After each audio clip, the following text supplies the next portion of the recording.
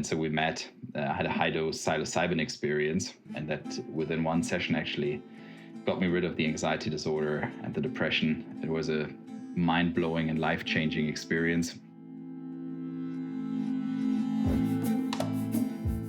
Welcome to Business Trip, a podcast about psychedelic entrepreneurship.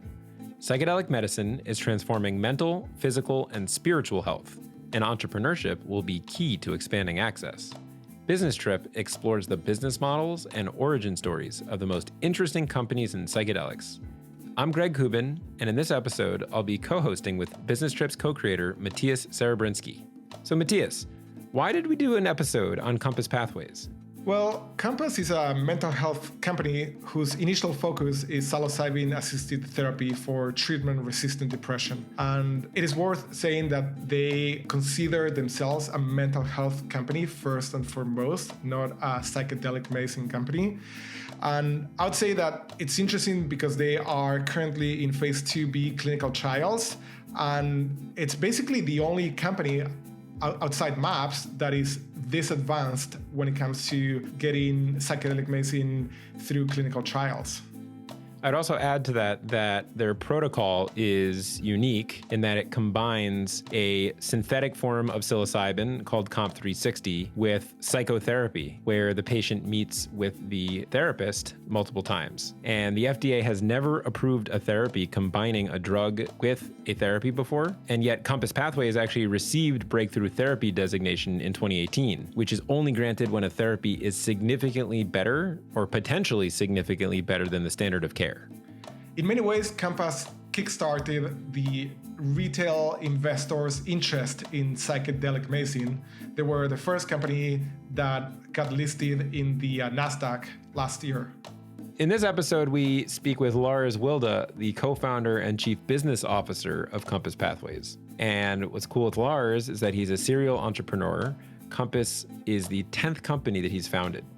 So Lars was, in a way, solving his own problem. He was very open about the fact that he discovered psilocybin therapy through his own mental health journey. He suffered from depression and anxiety and found tremendous help in psilocybin therapy.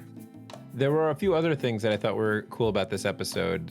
One was how Lars talks about Compass's focus on scalability and distribution. And it struck me how historically a psychedelic retreat is really a small business, right? Only seeing a few people at any given time. And in Compass's case, their psilocybin therapy for treatment-resistant depression as their first indication could be prescribed to millions of people. And so as they think about the protocol and they think about how they're going to get it out there, and there's so many fine details that they need to consider, and they're not just thinking about each individual patient, but they also have to think about, well, what does this look like at scale when potentially millions of people are in the system? I also like that we kind of nerded out on the clinical trial designs, how nuanced clinical trials are, and how you build this organization that actually has a competitive advantage as you're bringing more medicines to market. One other specific thing that came to mind about their approach is how they're not just thinking about individual therapy one-on-one, but rather group therapy models. And that's something also that has historically been used in the retreat setting. I'm also happy that we kind of addressed the elephant in the room. We talked about their IP strategy. He addressed how he's thinking about patents, composition of matter, data exclusivity. He'll cover that in the interview. I think they have a very solid strategy there. It was interesting when we got into competition and what other companies can and cannot do. And that will have a lot of implications towards the future of other companies using psilocybin for the treatment of different mental health disorders. Yeah, it's still very unclear what the landscape will look like in a few years. But what we do know is that Compass has a pretty broad patent strategy. They have coverage of the composition of matter, how their actual crystalline synthetic psilocybin is formulated, paired with the protocols for indications like major depressive disorder and treatment-resistant depression. But, as we talk about in the episode, they've definitely been scrutinized and in some instances criticized for their approach potentially being too broad. So that was definitely a highlight of the interview for me. Just as a reminder, this is not investment advice and is for information and educational purposes only. Yeah, so Matias nor I own stock in Compass Pathways. But maybe we should.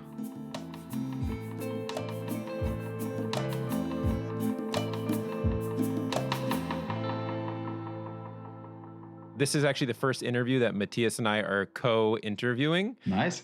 Yeah, thus far it's been either himself or myself. And what we realized was that A, we like chatting with each other. And so it's kind of fun to do that. But B, in addition to the podcast, we also have been investing in this space. And often when we're speaking to founders, it's not just one of us, but it's two of us. And I often find that we complement each other well. And I'll ask a question, and then I often find that there's actually maybe a better question or another dimension to it. And so we're kind of experimenting the tag team approach here, which I think will be more fun too.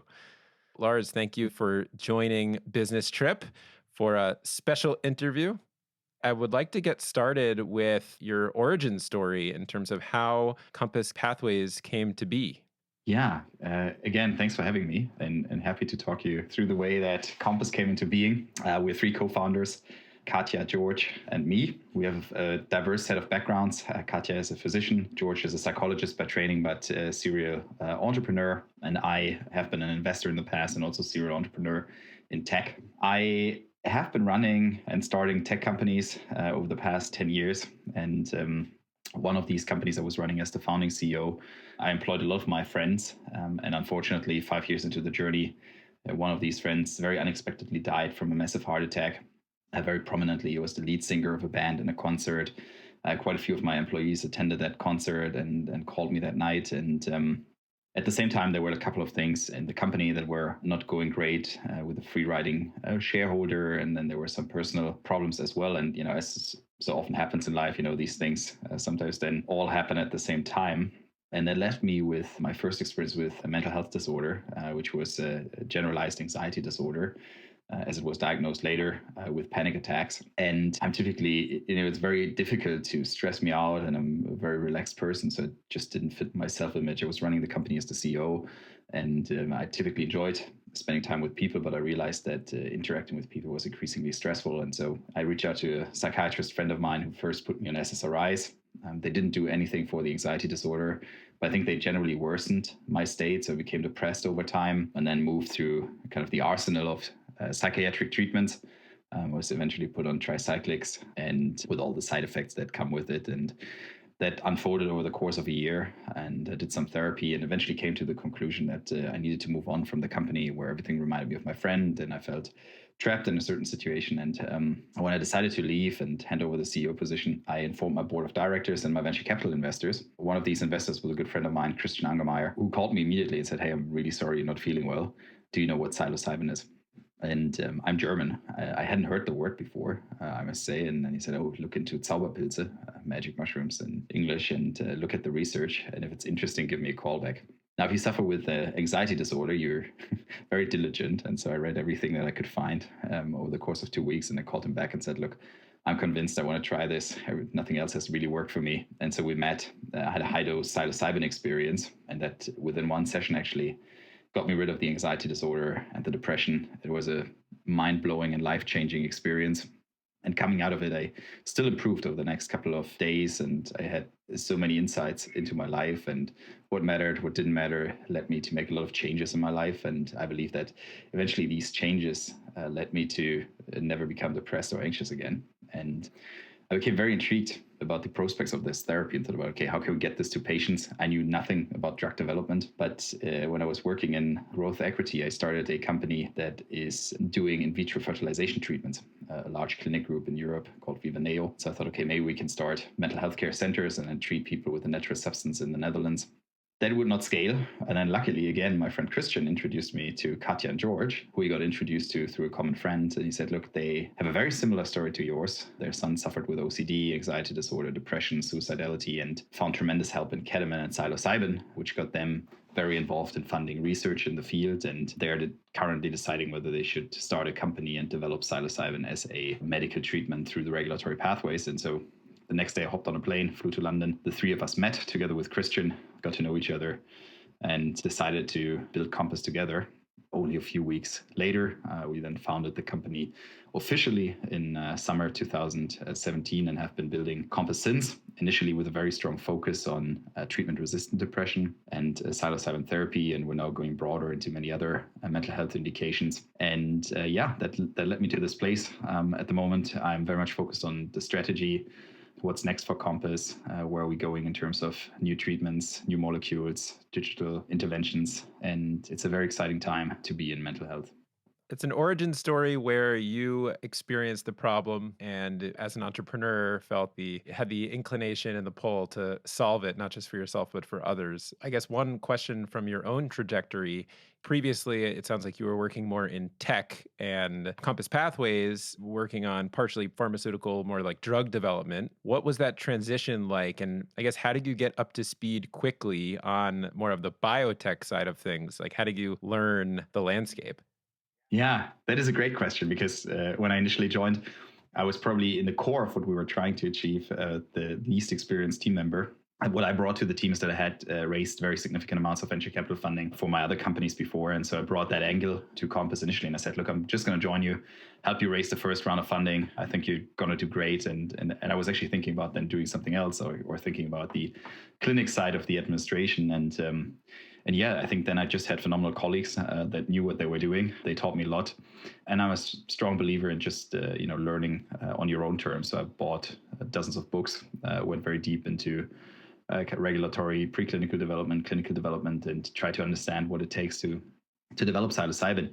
And I think what sets it apart a little bit is that it's not a small molecule development program where you would say, look, you need the expert who has done it a couple of times before. I think from a drug development perspective, that is something completely new to develop a therapy that is integrated indeed with psychotherapy, digital support tools, etc. So it's a completely new field. And I think that is what you see in any new industry that arises, that you have people that are coming from the outside in and changing the status quo. And I think we're seeing the same now in psychedelic therapies. You seem to have liked the biotech route. You're now an investor in a few companies that are biotechs. You're a director in Sutura Therapeutics, Cursis Pharma. So what is intriguing or interesting for you about biotech? Yeah. So I've always been in love with science, and I feel like I strayed away from it after high school by studying business. And I actually still, all the way through, I've always been reading, Nature, Science, and stayed very close to what's happening in science. And it was very serendipitous that, starting Compass then led me to dive into drug development. And I see huge opportunities there. I think when we think more narrowly about biotech, I think it's this amazing moment in medicine development where you have the fields of technology, and with that I mean, for example, AI and big data, advanced modeling, growing together with standard drug development. You have elements of robotics, and all of that speeds up and the development process of novel drugs and makes the likelihood of success much higher. So when you've seen the field of drug development over the last 50 years, you saw a constant decline of drugs that made it to market per dollar spent. And I think we're just at the cusp of where this will turn around. And I think over the next 20 years, we will be solving many major diseases through these technological advances. And I think, psychedelics are a case in point where we didn't discover psychedelics through any of these new technologies that are now being brought to the field of medicines development. But what we did with it is we are much more closely understanding what psychedelics are doing to the brain on a molecular level, on a cell level, on a network level, that has only become possible because of the modern tools that we can use now. So, there's the typical VC question, why is this happening now? Why didn't it happen 10 years ago? Why is it not happening in 10 years? And I think there are a couple of elements that led to that, one of which is the scientific innovation that has happened, and great researchers like Robin Carhart-Harris, David Nutt, and etc., showing how psychedelics mechanistically lead to these changes that improve patient outcomes. And that made it a much easier dialogue then with regulators to say, look, we know why this might work, and we want to run large-scale clinical trials to prove that that is actually correct. I want to go back for a second to your own personal story. And you mentioned that you suffered from treatment-resistant depression and generalized anxiety disorder. I think you're the first president of a public company that has disclosed suffering from treatment-resistant depression. At least it's not common. How intentional is that? How do you go about it? And what has been the reception from the public markets and professional environments around your disorder? It's a great question, Matias, because I've never been asked that before. But when I came out of the closet, so to speak, with my diagnosis, when I was still running another company, Spring Lane, it was very interesting when I saw the reaction of my investors, because some of them opened up about their own mental health issues, and then they were speaking about their portfolio companies and how many of their founders are suffering with depression, anxiety disorder, OCD, personality disorders, etc. So then it became very apparent to me that, I'm not alone. There are many others out there. And so I just made the conscious choice in 2016 that I would always openly speak about it, because I think it's important for people to see that you can fully recover and that you can lead a very normal life, and that there shouldn't be any stigma around mental health suffering. And so I've been very open throughout.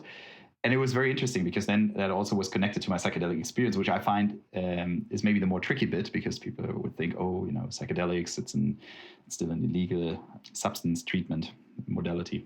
And what I realized when I started speaking, especially with American investors, I would say that every second investor would tell me, hey, it's great you're sharing this.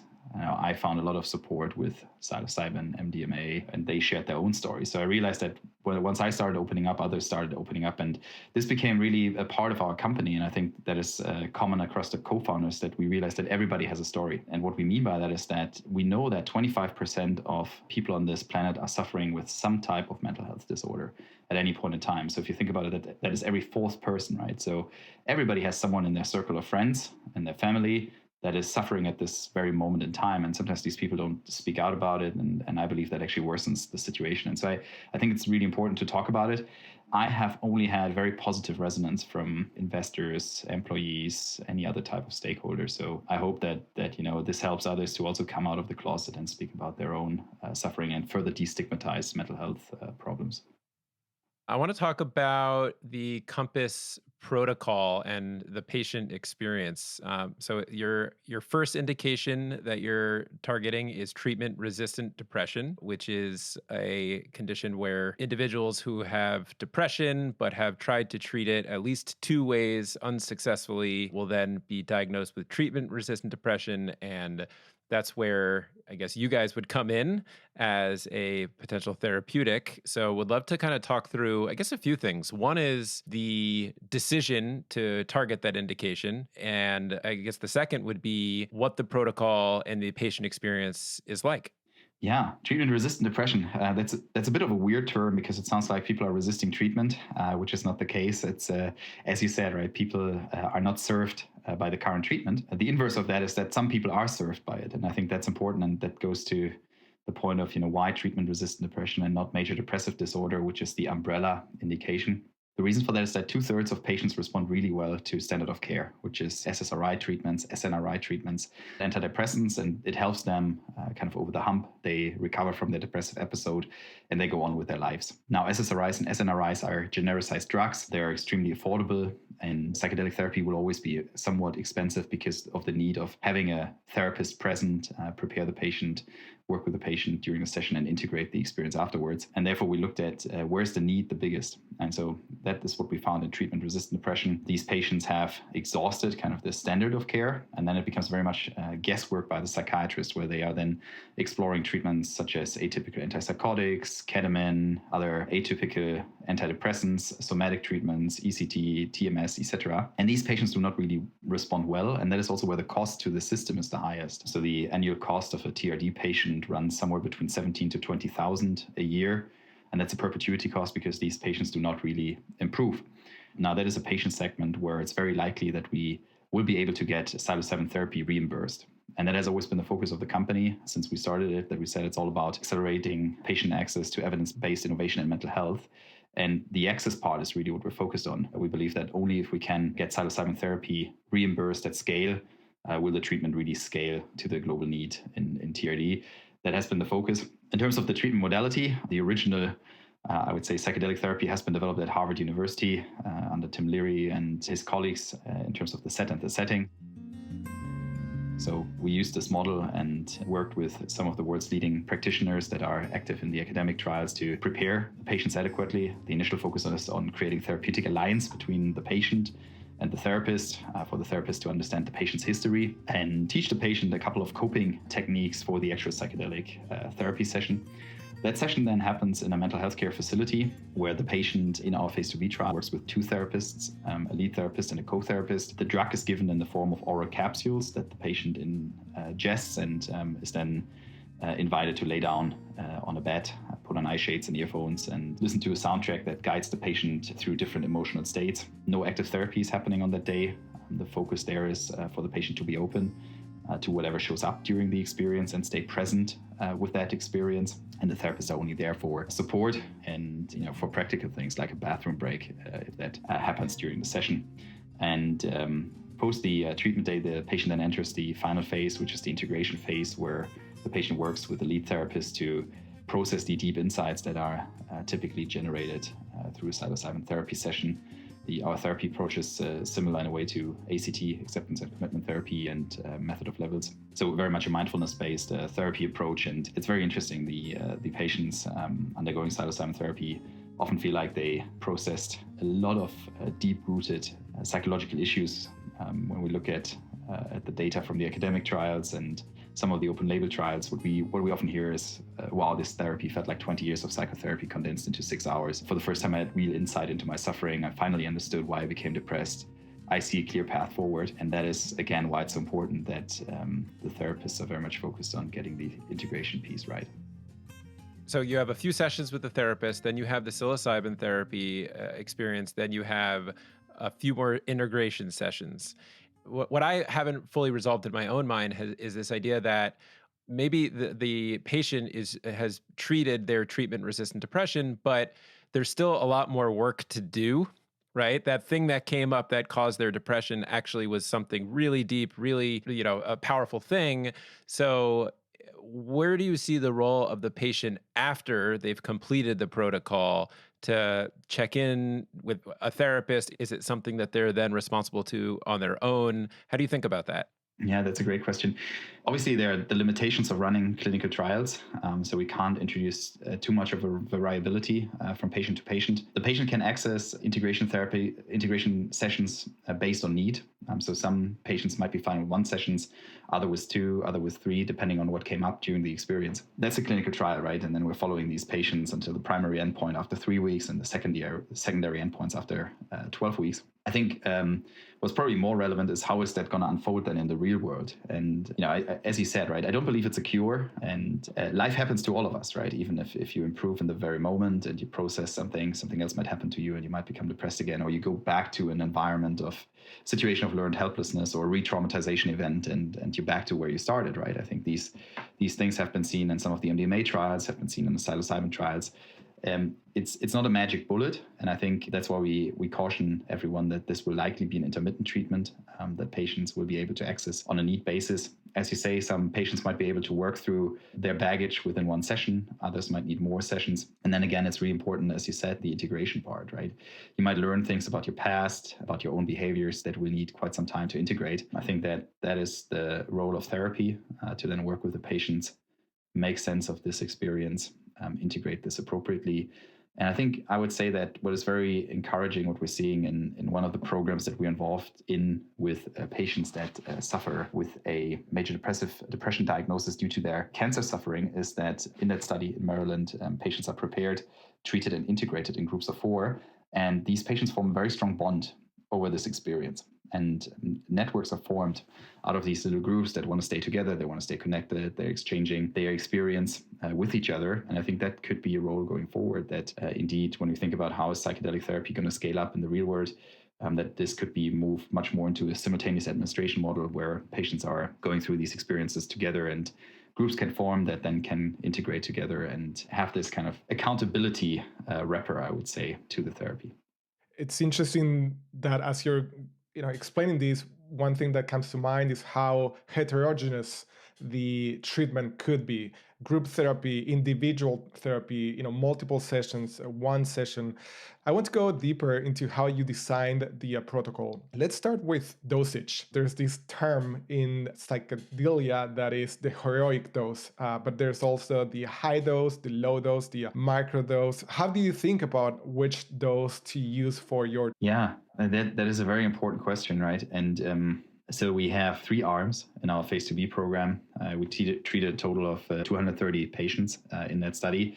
And they were randomized to either 1 milligram, a 10 milligram, or 25 milligram dose. The 1 milligram is basically an active control group. It does not have any psychoactive effects. Then there's a 10 milligram dose, which is a medium intense psychedelic experience. And the 25 milligram dose is a high dose experience. And we've picked that dose based on the work both in the late 1950s and 1960s, and then over the past 20 years with psilocybin. It has been shown that this dose range seems to most reliably lead to improvement in a whole variety of disorders. We now begin to understand why that might be. So it seems that very reliably at the 25 milligram dose, patients go into a transcendental state, which when we look at the neurocorrelate, what does that mean in terms of what's going on in the brain? We see that there's a disintegration of network connectivity in the brain, predominantly or specifically the default mode network, which constitutes our sense of self. A network that's very much implicated in when we're thinking about our past or when we're planning for the future. What psychology science has shown is that there's an unhealthy overstrengthening in that network connectivity in patients that suffer with affective disorders, so often represented by ruminatory thinking patterns, learned helplessness, and negative attentional bias. And so this disintegration of that network seems to lead to a normalization of thinking patterns paired with strong increases in neuroplasticity and strong decreases in neuroinflammation. And therefore, it seems to be that the 25 milligram dose very reliably results in this state. Now, at the moment, I would say this is still at the hypothesis stage. So we're going to know very concretely later this year, once we unblind the data, if that is true, if we're going to see the difference between the 1, 10, and 25 milligram dose. But our hypothesis is that the 25 milligram dose will be the dose that we take forward into the phase 3 program. What about the fact that certain people have different weights? How do you control for that? Yeah, that is interesting because this seems to be largely debunked. So we're seeing that most academic trials as well are moving to a fixed dose regime. There are indeed some biological factors that might influence the distribution of the drug, but that doesn't seem to be body weight. Blood volume, for example, could be a contributing factor. But therefore, I think with a 25 milligram dose, this seems to be sufficiently high, at least in depression-related and anxiety-related disorders, to reliably lead to a high-dose experience as measured by, for example, a mystical experience scale or oceanic boundlessness scale as a proxy for the downregulation of the default mode network. And when we look at it from running a clinical trial, you want to standardize where you can, and dose is one such element. One other question about the product, which is called Comp 360. Do patients or anyone else who has tried it, employees, report any differences between that experience and the actual psilocybin mushroom experience? That is an interesting one. I think what I can point you to is the phase 1 program that we ran, where we looked at the subjective reported effects on the 10 and the 25 milligram dose, and they were consistent with experiences that patients and volunteers had in other psilocybin studies. Now, in the clinical program, we're limiting the amount of patients that can have had prior psychedelic experiences to 10%. So most patients wouldn't be able to compare between a recreational dose and psilocybin. Now, I would say just looking at the molecule psilocybin, psilocin at least is the main psychoactive component in magic mushrooms. I think there's this nice anecdote where Albert Hofmann, when he synthesized psilocybin for Sandoz in the 1950s, went to Mexico and shared a pill with his psilocybin with Maria Sabina, the curandera that was introducing the Western world to magic mushrooms, and she confirmed to him that his pill contained the spirit of the mushroom. Now, I don't know how good an evidence that is, but what we do know is that indeed psilocybin leads in these academic studies and now these clinically regulated studies to the beneficial outcomes, and that is really what matters to us. So if you have 3 different groups in your study and the control group is 1 milligram, there is a body of evidence that demonstrates that a microdose still has the neuroplastic neurogenesis benefits. And so what we were talking about was whether that would potentially create positive outcomes for people with TRD, but I think that's the purpose of the clinical trial. Maybe it will. It was just kind of thinking through the trial design of why 1 milligram, and if you think there's that chance that some people would actually benefit from it. Yeah, that is a very relevant question. Why the 1 milligram dose? And the idea of the choice of the 1 milligram dose was actually, how do you go about blinding in such a study, right? Because the likelihood of functional unblinding is very high. As said, we're recruiting largely naive patients, naive to the psychedelic experience, into that study. And all these patients know they will receive an active dose of psilocybin. So what that allowed us is to manage the expectancy bias. But again, it's the likelihood of functional unblinding when you're in the 25 milligram arm is very large. So how do we remain the blind in the study is by actually deploying fully independent raters that are blinded to the study design, the nature of the study drug in the clinical trial. And they are then assessing the patient's depression state over time at the various time points. And so they're not part of the therapist staff that might have observed the actual therapy session. So that's very important. Now with the one, there's still this raging debate, I would say, on, does microdosing do something? Does it work? Even if it does, I think that it would have a dose dependent effect, right? And probably you would have to dose it over time. And so we don't expect the 1 milligram dose to have any meaningful antidepressant effects. And I think when you look at the literature, what science has shown thus far, that seems to be consistent. I would say, for example, what was interesting in Robin Card-Harris's study in major depressive disorder, where he compared escitalopram and therapy to psilocybin therapy, where eventually he showed that psilocybin therapy is non-inferior to escitalopram. The escitalopram arm actually also got to 1 milligram doses. And what's interesting in that study is that despite the small size with only 57 participants, interestingly, psilocybin on every single measure, at least numerically, outperformed escitalopram plus the 1 milligram dose. So we're very comfortable that we won't see any major effect from the 1 milligram dose, especially not a long-lived one. And therefore, I would say that also the choice of the primary endpoint will solve that issue in that, even if there's a marginal on-the-day effect from the 1 milligram dose, that should very quickly wear off. We're actually, for regulatory purposes, assessing the depression state at week 3. And so our expectation is that until then, what we're going to see is purely the drug effect and the assumption that the high dose will clearly separate. So I have 2 more questions about the trial/therapy, and then we'll get to the business side. Matias, I know you're itching to get to that. So one is a quick question, one's a medium question. So one question, you had mentioned the primary endpoint, and I feel like this could be a good opportunity for our listeners to kind of talk about in clinical trial design how there are primary endpoints and secondary endpoints, and what primary endpoint you chose and how you measure it, and basically how it's judged. Basically, in your statistical plan, you stipulate what you're actually trying to answer scientifically in your study. And depending on that, you pick endpoints where you take measurements. In our case, the depression state of the patient. In our study, we're assessing that depression state by the Montgomery-Åsberg Depression Rating Scale. That's a questionnaire that's administered by, again, a blinded and independent rater that at the various time points engages with the patient to understand where they are in their mental health journey. And the primary endpoint is really relevant to say, does the treatment work or doesn't it work? And then the secondary endpoints are answering more scientific questions, especially as they relate, in our case, to durability of the effects. So we're assessing the primary endpoint at week 3, and then we're following the patients for another 9 weeks to week 12, where, for example, looking at the proportion of responders that maintained an improvement in their depression greater than 50% in order to understand, how good is that treatment over time, for whom does it work for prolonged periods of time, for whom doesn't it work, and that will then also influence the design of both the phase 3 studies and some of the more, let's say, mechanistic studies to answer, if somebody did not respond or did respond really well at week 3, but then relapsed into the depression at week 12, what do we learn about this patient? Could that patient have been helped by another session at week 6, for example? How would we design a study to answer that question? So it's very important for us to look at both of these endpoints, the critical one obviously being the primary endpoint that will allow us to then progress into the phase 3, both in North America and Europe. Got it. Okay, my last question. How many people are signing up for your trials? Yeah, it depends on what trials you look at. So we're involved in a lot of signal generating studies in various indications, and we see huge demand for that. I think what I can say by now is that we recruited extremely rapidly into our treatment-resistant depression regulatory trial as well, despite a break that we had due to the COVID situation. And unfortunately, notoriously, these treatment-resistant depressions are very poor recruiters because there's very little interest typically by patients. They have exhausted all kinds of treatments already, and you hear things like, oh, I don't need another pill. Nothing has worked for me anyhow. And so we see that there's much more excitement around psilocybin therapy. Now, that also comes with a couple of problems. You want to make sure you recruit the right patients into the studies. I think that's crucially important. And many depression trials have failed because they didn't recruit the right patients. So patients that had other disorders and felt like, oh, I want to try this. Maybe this also works in depression. And so we prevent that by having actually physicians refer the patients into the study. So we're working with local psychiatrists and GPs that are referring their treatment-resistant depression patients into the study with the patient history. So we actually understand their patient journey. We understand what drugs they have been on, if they actually fulfill the entry criteria and also the exclusion criteria. So for example, in the study, we are excluding patients with a family history of schizophrenia or prior episodes of psychosis, borderline syndrome, and a few other exclusion criteria. And that makes sure that we have the right patient enrolled in the program. Makes sense.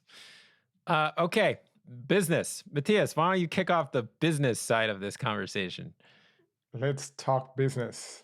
So I want to start by breaking down your model. And one interesting thing about it is that it is not just a pill, right? And so it includes components of biotech company, but also components of a healthcare company, so to speak. And so I would love for you to break down how you think about the model, what it means to be vertically integrated, what your centers of excellence are.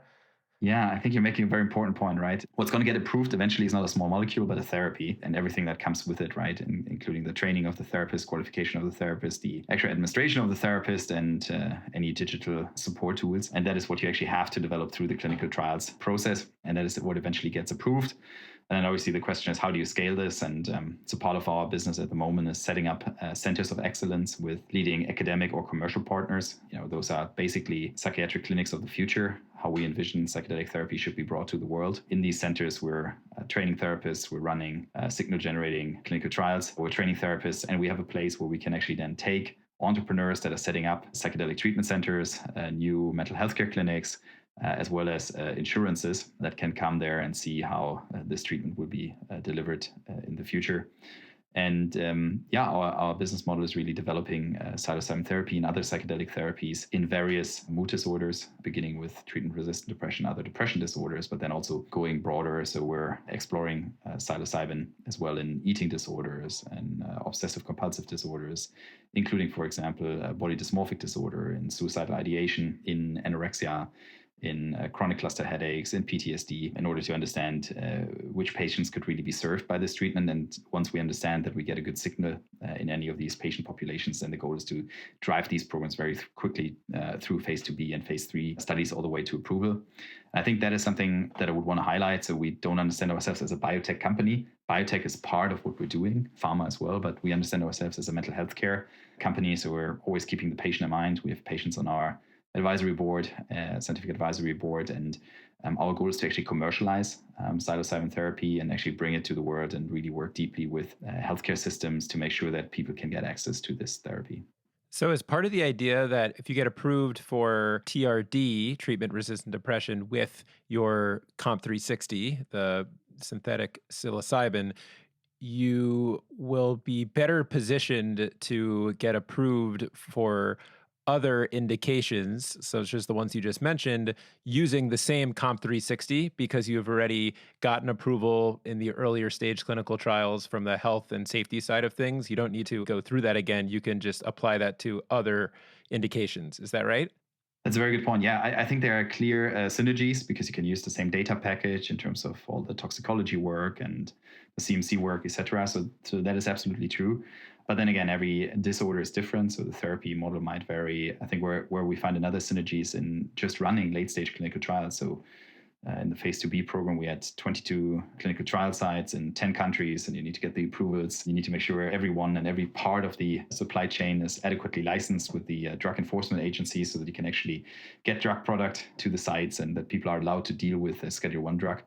And we're scaling that up now in preparation of phase 3. So we're going to have between 90 and 100 sites in the phase 3 program. And so we're going to be operating the largest infrastructure to really run late-stage clinical trials. And that will be our focus going forward. We are entertaining discussions with other companies in early stage and preclinical development of novel treatments that do not want to undertake that part of the business. So they don't want to be a multinational drug development company. And I think that is the role that we want to play. So the part of driving these late stage clinical trials all the way to approval, and then making sure that we actually commercialize. And when we say that, the focus here really on both distribution and reimbursement. Again, it's something that I keep highlighting. Without reimbursement, psychedelic therapy will not happen at scale. Let's talk about that. So, what do you project to be the cost of your treatment, and what needs to be proved to insurance companies for them to actually cover these treatments? Yeah, that's a complex answer. I think the easy answer is cost effectiveness, but then every system has their own way to define that. And basically, what the system looks at is what does a patient cost me today? With the administration of a new therapy, can I reduce that cost? Some systems also looking at, can I improve that quality of life of that patient, even if the cost to me is higher? And so you have to go see this actually country by country. So there was a big part of our work over the last 3 years to work with all European countries and their HTA bodies to understand what data do we need to generate so that they will actually be able to not only approve psilocybin therapy, but then also reimburse it later. And the answer will lie partly in our phase 2B program already. After that, we will understand how many patients do really respond, remit, and when do they relapse. And that will then answer the economic modeling question of how often do you have to deliver a psilocybin therapy to a patient? And then you compare that to the cost of the patient to the system today. And therefore, we're deeply thinking about scalability of this treatment, right? I spoke about simultaneous administration. In the phase 1 program, we've given psilocybin therapy to up to 6 participants at the same time.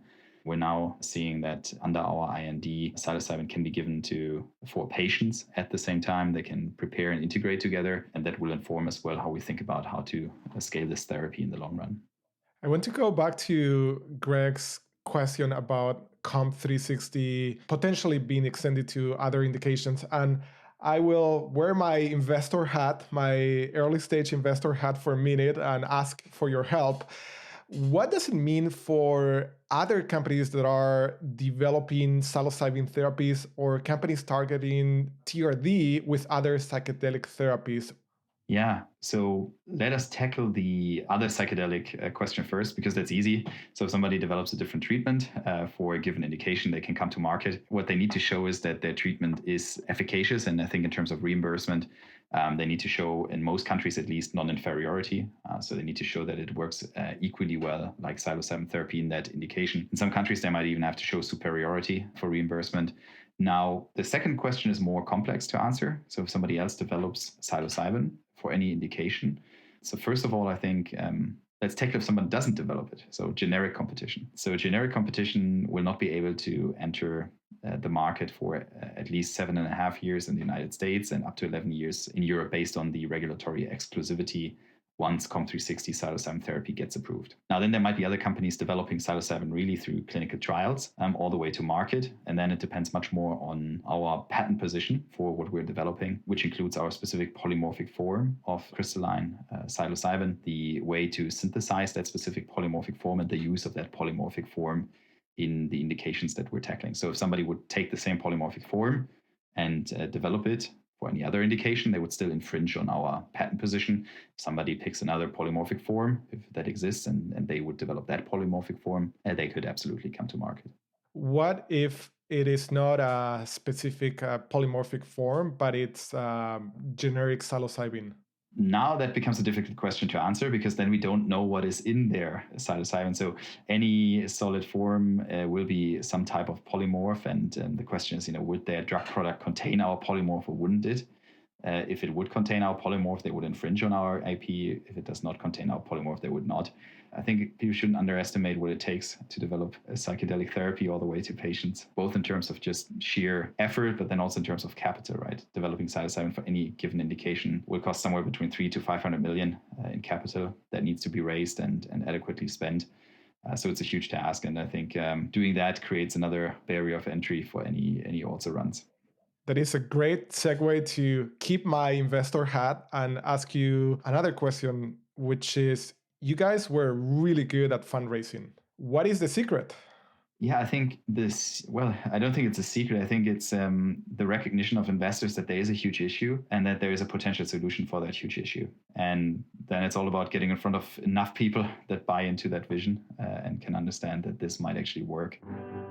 I think that we did well to convey kind of the state of the research and the nature of the problem, and also that it's a growing problem, right? I think, we always talk about the COVID pandemimic. I think we're also in a mental health pandemic with constantly rising numbers. And people are very well aware of that. And you now see not only a psychedelic science renaissance, I would say, but you see a real renaissance in mental health research. And that is something that maybe your listeners might not be so aware of. But when you look at the average pharma company that was running trials in psychiatry, the psychiatric drug development typically is set in their neuroscience divisions. Now, what pharma has done over the last 25 years was a very strong focus on Alzheimer's and dementia, following the amyloid beta tau entanglement hypothesis. And they put over $1 trillion into Alzheimer trials, and none has worked. I mean, there's now, obviously, you might be aware of this huge debate by the FDA approving a drug recently, which I feel has a good chance of being pulled again. And so they wasted a lot of capital there. And so many pharma companies actually said, look, we're not going to do anything in neuroscience anymore. They sold their franchises or they closed their franchises. And with that, oftentimes they also killed their psychiatry franchise. Now, without pharma being available, biotechs didn't get started because they didn't have real exit channels. And so there's been a real drought over the last 15 years in psychiatric drug development. And I think J&J was the first company that really changed this with being able to show that they were able to get esketamine, one of the isomers of ketamine, approved in psychiatry. And I think that was, that goes back to the question, why now, right? People suddenly saw the FDA is open to approve depending on who you talk to, a psychedelic drug or at least a dissociative drug, a hallucinogen, for people suffering with depression. Then we had a much better understanding of why psychedelics might work. We had the great body of evidence from academic trials. You now also have this huge burden of depression. The World Health Organization made the world aware that depression is the biggest disease area that humanity is facing. And then I would also point out Michael Pollan, who you might know, the science author that put out the book on how to change your mind, summarizing the state of the research. And initially it was quite difficult to convince investors that psilocybin therapy had merit. And we could get a couple of very contrarian investors like Peter Thiel involved, and Christian Ungermeyer and Mike Novogratz, that are always investing at the frontier.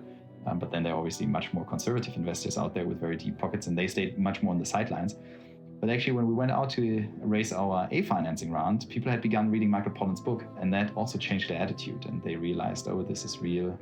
This is not some bunch of hippies coming together and faking clinical trials, but they realized, oh, there's merit. Great universities are actually doing this work, and great researchers are coming into this field. I think that all together made it much easier for us to then raise the funding and build the company. Because there were no acquirers for emerging biotechs, there was less innovation coming in psychiatric disorders. So one interesting reflection there is that now that we have companies like Compass or Atai in the market, that might actually create more opportunities for small companies to innovate and have an opportunity to be acquired. So these new, bigger companies emerging in the psychedelic medicine space will actually create more innovation from smaller companies in the future. That is a super important point. And I think it's not only psychedelics, right? I think, psychedelic is a treatment in mental health, like many other treatments, and there will be other great treatments that are going to be developed over the next 10, 20 years. And I would just point to the recent acquisition of GW Pharma, which was focused on cannabis-derived drugs, mostly CBD and THC, developed for MS and epilepsy. They were acquired for $7 billion by Jazz Pharmaceuticals. And Jazz is another player in the mental health space and neurology space. They actually brought the first probably drug that you can kind of remotely put into the category of psychedelic or empathogen to market, GHB, which is another regulated drug.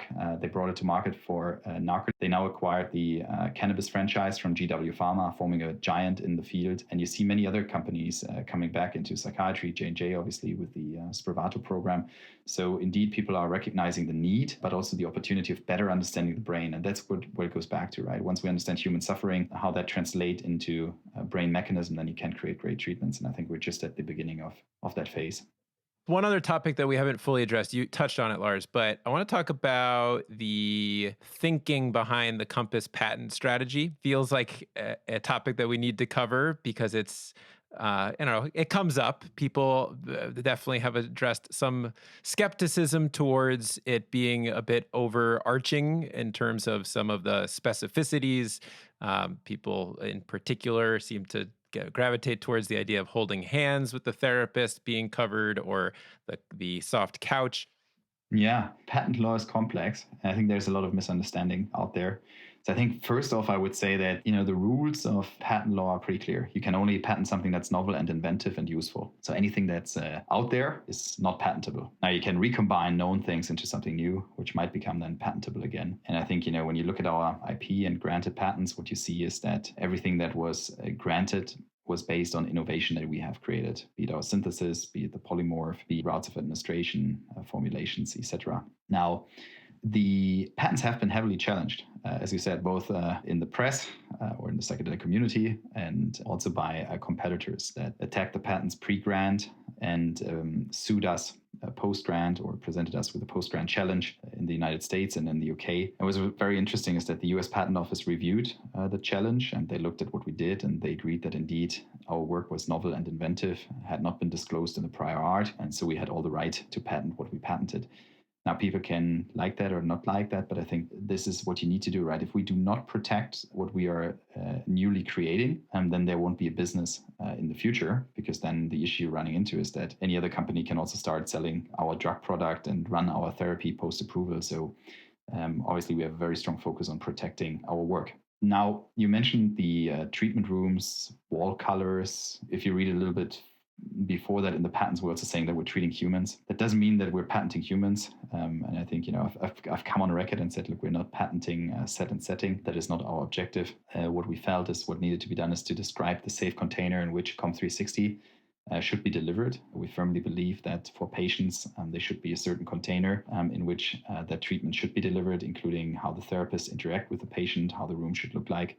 That is not to say that if somebody else develops another psychedelic, another treatment, that they couldn't do it in a nice looking room with a sofa in it. That has been misconstrued in some of the reporting. Got it. So what you're saying is the patents, I guess, are describing your process and your way of going about it. And that kind of is why certain specific components like the color of the wallpaper are included, but that's not the part that necessarily is what you're looking to enforce. It's more the focus on the composition of matter of the COMP360 and the specific protocol of pairing your form of psychotherapy with that product. That is correct. And many other things that are covered in these patents, such as digital tools and method of use, etc. And I think what I would say is that these are PCT filings. Lars, you touched on technology being part of your therapeutic process. I've heard you talk about digital phenotyping, and it would be really awesome to hear about what is digital phenotyping and how you see that integrating into the experience for the patient. Yeah, so it's an interesting process, actually. We're building a very large technology team at the moment around the team that has been working on that over the past periods. And there are a couple of objectives. There are some things that have been built already, such as a scalable therapist training platform. So we have an educational platform to train therapists in the theory and some practical aspects of psychedelic therapy before they then engage in in-person training and actually sitting in sessions with patients. We've also built a patient preparation platform so that the patients have time to engage with the preparation process at their own time outside of the in-person preparation sessions. But then we're looking at, how can you incorporate digital therapeutics into the mix? And you mentioned one of such tools, such as digital phenotyping. So already in our phase 2B program, we're deploying a digital phenotyping solution, because what you see in the studies that have been done to date is that, depending on what study you look like, between 50 and 90% of patients respond really well to psychedelic therapy. But then you see the durability of the positive treatment effects vary widely across subjects. So, for example, in Robin Carter-Harris's study, there was a 90% response rate in the study. There was a great response in all patients that responded until week 3. And then you saw some worsening in some patients, and other patients didn't go back on any antidepressant until the last measurement, which was at 6 months, I believe, in that study. And anecdotally, people did not go back then after that. Now, that is interesting because ideally, you wouldn't want to let the patients become depressed again, but you would want to catch them early. And the question is, how do you catch them early? And what has been shown in science is that typically your partner that you live with sees that you're becoming depressed before you yourself actually recognize that you're becoming depressed. And that can be 10 to 14 days before the patient, him or herself, realizes that they are depressed again. So there is this worsening period of symptoms that are observable to the outside world. And the theory is that you might pick up on these behavioral changes by looking at, for example, mobile phone use, and do that passively. So we all have the supercomputer in our pockets, which is our mobile phone, our iPhone, or Android, and we engage with it all the time, right? We are walking around with it. So it knows how much we're moving. We switch it off in the evenings when we go to bed, and we pick it up first thing in the morning. So this thing also knows how much we have slept. If you have interrupted sleep, which is a predictor of depression, it understands whether you're in the proximity of other people or not, and your acceleration, whether you do sports, etc. So there are many pieces of information that mobile phones can track. And I think the interesting bit here is that patients, before going into psychedelic therapy, they are, in our case, depressed. And so based on their mobile phone use, we know how they behave when they are depressed. Now we treat them, and afterwards, if they do respond favorably and they're out of their depression, we would hope that they have a different behavioral profile that is also trackable via their mobile phone use. And then we have this true phenotypical expression of themselves. So once when they are depressed and once when they are healthy. And then we can see if these different profiles converge over time. And if we observe that convergence, we might infer that that patient is slipping again. And so we can then alert that patient, say, we observe that your depression state is worsening, and we would recommend you have another psilocybin session. Now, how does that fit into the overall business model? When you look at innovative payment models with payer systems, you see that there's something called outcomes-based reimbursement or risk-shared models, where you say, look, we take over the management of the patient. We guarantee that we can treat the patient adequately, and only if we are able to do so, we will be paid for it. And so in depression, we know that whenever a patient becomes depressed again, the chance of that patient recovering out of that depressive episode decreases. And therefore, the kind of holy grail in depression care would be to prevent people from becoming depressed again. And so hopefully, in the long run, we will be able to build such a solution that will allow us to predict the patient's depressive or mental health state and then prevent them from becoming depressed again. I want to do a couple of rapid fire questions before we leave. The first one is, what is often misunderstood about Compass Pathways? I think I said that we are a mental health care company, and our vision is to create a world of mental well-being. I think we're often reduced to, you're just another biotech. And I think that couldn't be further from the truth. The second question is, what are your thoughts on psychedelic companies that do not offer therapy as part of their clinical trials? It's irresponsible and shouldn't be allowed. What is your view on Oregon's psilocybin therapy measure 109? Yeah, I mean, this is a really strong vote of confidence, right? I was blown away by how many people got behind psilocybin therapy in Oregon. And I think it's just a testimony of the need that's out there. And I think this is something that we're going to see across the world, where patients are waking up to the promise of psilocybin therapy and other psychedelic treatments. My quick rapid fire question is your job stressful? Which job isn't stressful? No, I think positive stress, right? I think it's such an amazing thing to be working on. I don't perceive that as negative stress. It's a lot of work, but it's great work. It's a good answer. Lars, can you paint the picture of what the psychedelic landscape will look like in 10 years? Yeah, happy to. I think I would discriminate between, psychedelic or mental health. I think for us, it's, Compass is all about mental health care. So I believe that psychedelic therapies will play a huge role in mental health care. And I think that a great start has been made by ketamine, esketamine, MDMA now with a successful phase 3 program, hopefully on market within the next 2 years. Psilocybin therapy on market 24, 25, and I think then a broadening out into other indications. And so what we're going to see is an explosion of treatment centers. Now every medium-sized city in the United States has a ketamine treatment center. These are morphing into psychedelic or integrated mental health centers at the moment. And I believe, when we fast forward, every little village will have such a center within the next 10 years that will be administering these treatments to patients. I think eventually we will move into a world where these will be used as preventative treatments, where we actually don't wait for people to start suffering, but we are aware that there's a strong interplay between psychology and psychiatry, and you wouldn't want to wait. And so I believe that indeed within the next 10 years, we will have ubiquitous access to psychedelic therapies for patients that are suffering. And to answer your wider question, Matias, I think in terms of the psychedelic landscape, I think we will have, at least in the Western world, widespread decriminalization of psychedelic therapies or psychedelic experiences for people that are not on the, let's say, mental suffering end of the spectrum, but that want to work on themselves for other purposes. And so I see a strong interplay between these, and I think eventually these centers will merge into one type of entity.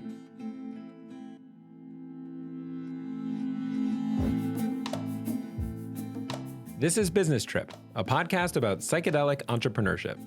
If you like this episode, you can help us by subscribing to the podcast and leaving a review. You can tweet at us or find us on the gram at BusinessTripFM. And if you're building a company in psychedelics or looking to get more involved in this space, email me at greg@businesstrip.fm. This episode was co-hosted by myself, Greg Kubin, and Matias Serebrinsky. Producer and editor is Jonathan Davis. Sound design and engineering came from Zack Frank. Our theme music is by Dorian Love, and additional music credits are in the show notes. This is Business Trip. Thanks for tripping with us. We'll see you next time.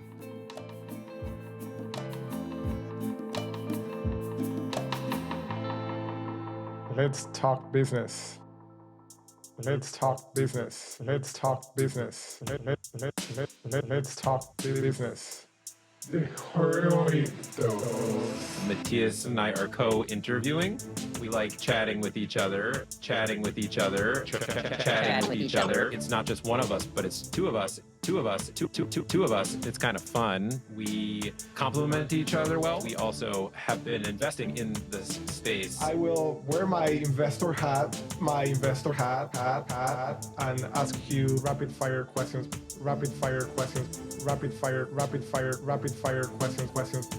Good answer. I'd also add to that We kind of nerded out. that